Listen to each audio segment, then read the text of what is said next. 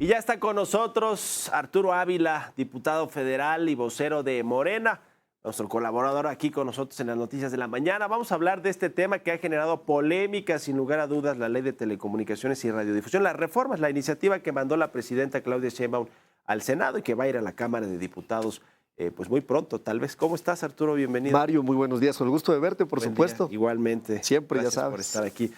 Pues a ver, este tema es de mucho debate y cuando lo platicas con un comunicador, con un generador de contenido, pues yo me aventé hace ratito 12 minutos de editorial hablando de este tema y hablando de la libertad de expresión, de que se...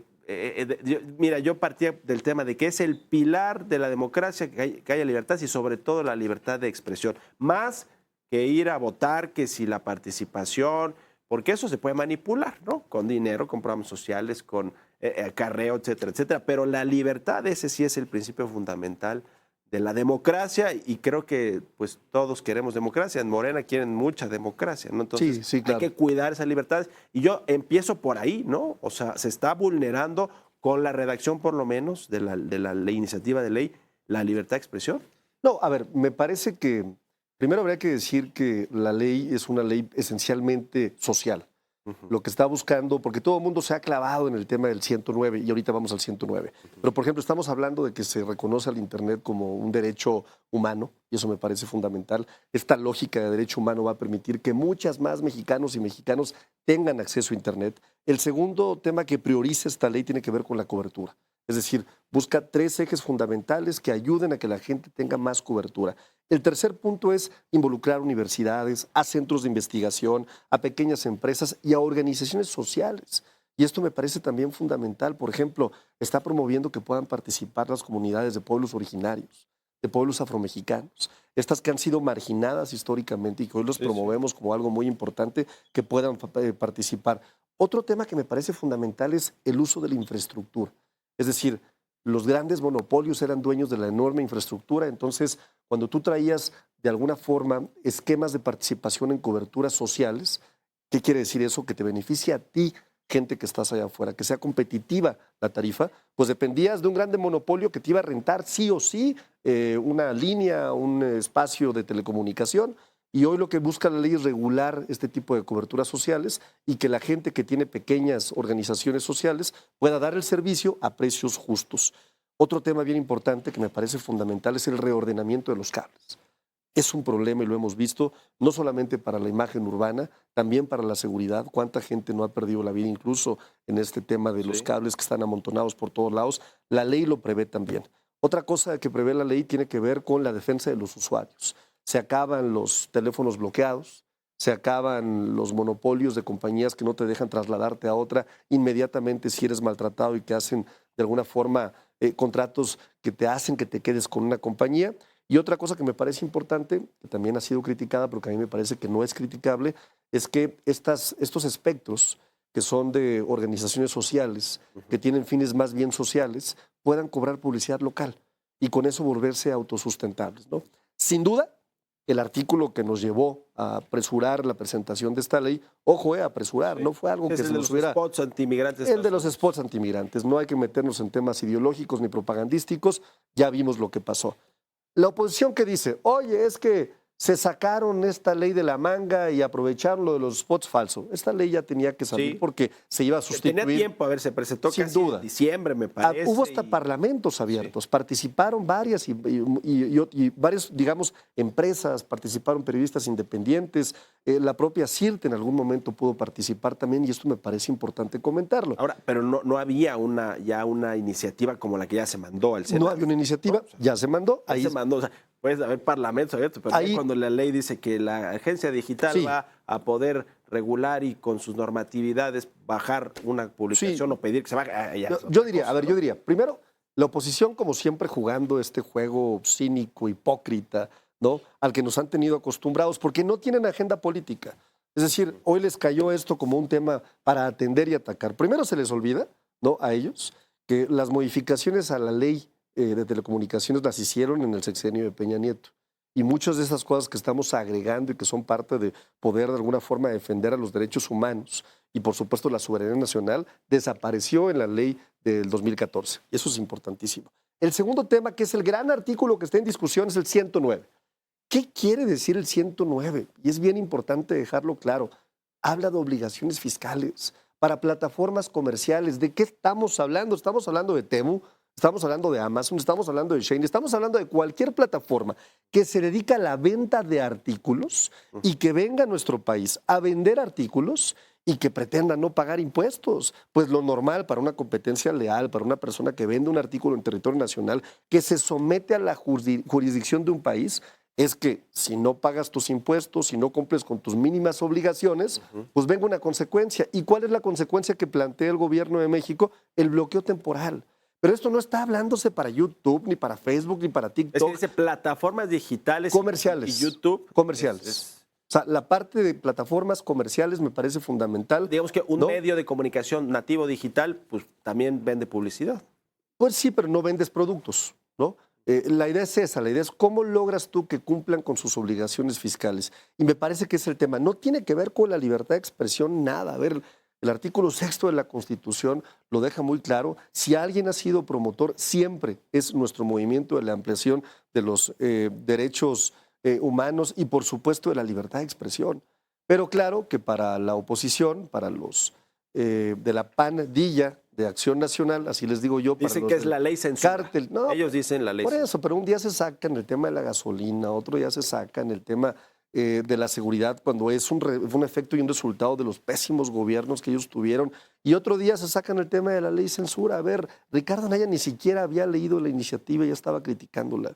No entienden ni la interpretación del 109 de esta legislación. Oye, y la pregunta es, ¿y la leyeron todos, las 200 páginas? No, algo así, los legisladores, los senadores. Sí, bueno, por lo menos. ¿Han leído todos tan rápido? Por lo menos los que participamos digamos, en esta área de telecomunicaciones, sí tuvimos sin duda encuentros, tuvimos reuniones para poder ir entendiendo cuál tendría que ser la configuración de esta ley. ¿Dónde se volvió un imperativo ya? Pues con el tema que pasó de Estados Unidos. Pero la ley estaba construida. Pero además, hay que decirlo, Mario, no se está violando el proceso legislativo. Se está haciendo lo que se tiene que hacer. El Ejecutivo tiene facultades de decir, esta es una iniciativa, ahí les va. Cámara de origen, el Senado de la República. ¿Qué tiene que hacer el Senado de la República?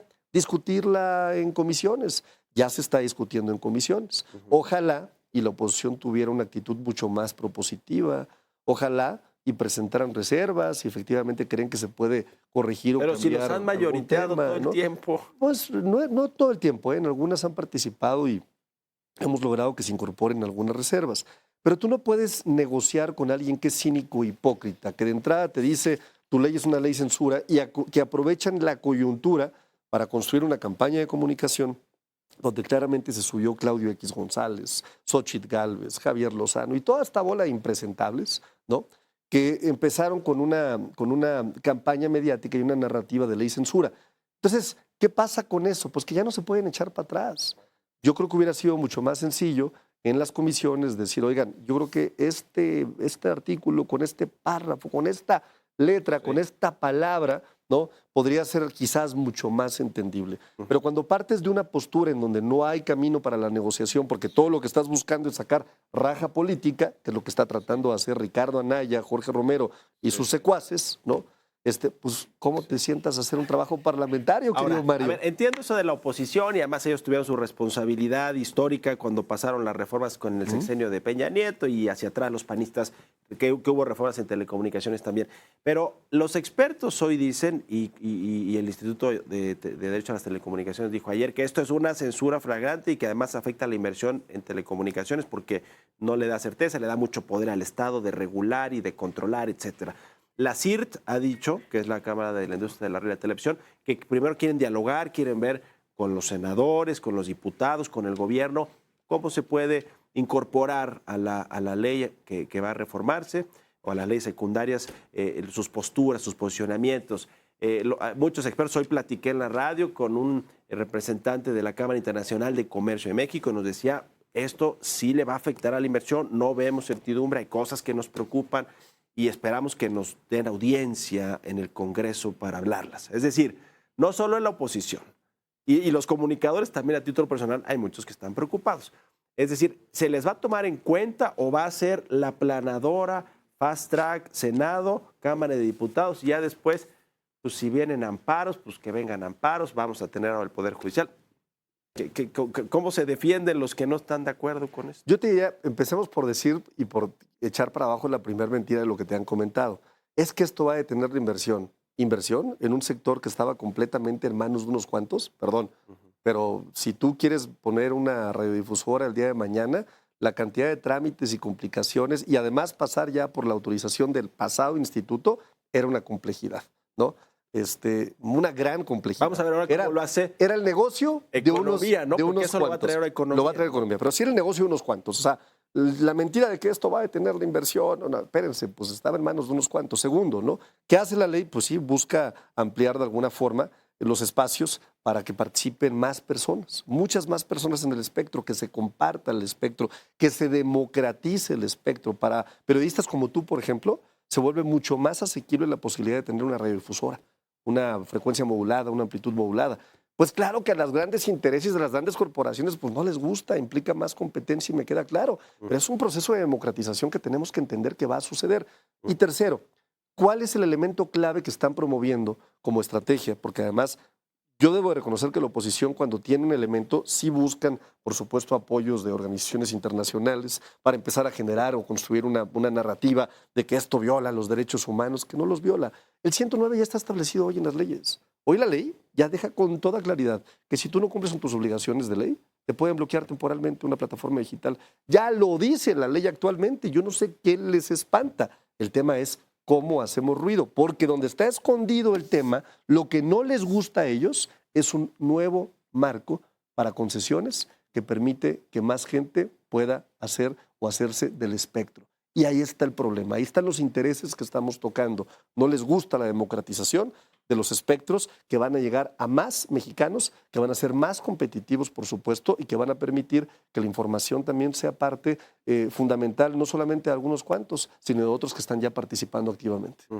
Eso está por ver, porque si pasa esta reforma, que necesitan la mayoría siempre, es muy probable que va a pasar, pues vamos a ver cómo se va implementando y si efectivamente genera mejor calidad, mayor competencia, mejores precios, y etcétera, etcétera, ¿no? Pero bueno, está en el Senado, seguramente la van a pasar. Ayer hablamos con Gerardo Fernández Noroña y nos decía esto antes del 1 de mayo y la próxima semana, el pleno, votación, y va a la Cámara de Diputados.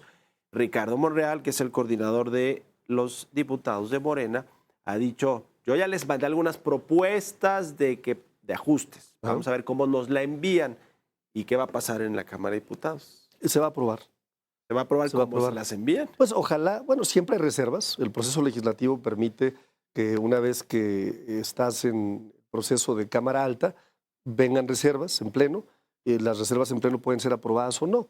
En esa lógica, pues ya veremos cuáles son los acuerdos que se pueden ir construyendo. Yo creo que la CIRT siempre ha tomado una postura bastante abierta. Yo siempre he creído que es una de las representaciones que conoce bien el diálogo.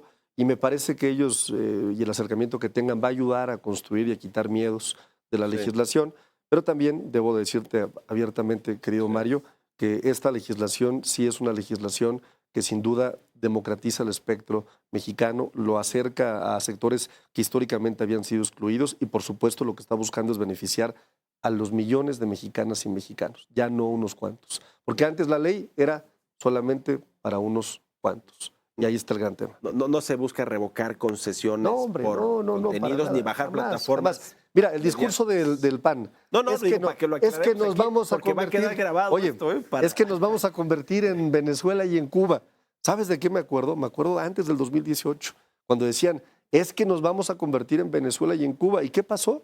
Oye, reservas internacionales históricas, como nunca, aumento el salario mínimo histórico, tenemos la segunda tasa de desocupación en materia de empleo, incrementó el nivel de vida de las y los mexicanos, 9.5 millones de mexicanas y mexicanos salieron de la pobreza extrema, no tuvimos crisis, el precio está apreciado a pesar de tener un reordenamiento comercial. ¿Cómo? ¿Y Cuba? ¿Y Venezuela? ¿Dónde están? Bueno. ¿No? Muy bien, pues gracias como siempre. Gracias, querido Mario. Gracias, Mario. Con nosotros aquí al programa. Y son las 8:26, vamos a una pausa y regresamos rapidísimo con más a las noticias de la mañana.